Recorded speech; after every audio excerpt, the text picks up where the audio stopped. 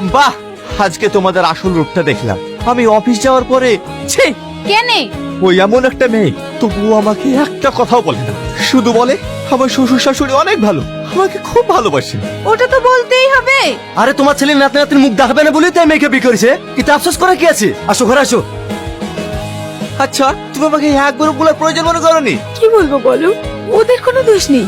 সব শ্বশুর শাশুড়ি চাই সে তাদের একটা লাতি নাতনি হোক, আর সেটা যদি না হয় তাহলে তো এইটুকু অত্যাচার সহ্য করতেই হবে। বলো, তোমাকে একটা কথা বলবো, হ্যাঁ বলো। তুমি একটা বিয়ে করো। তুমি পাগল হয়ে গেছো নাকি? এইসব তুমি কি বলছো?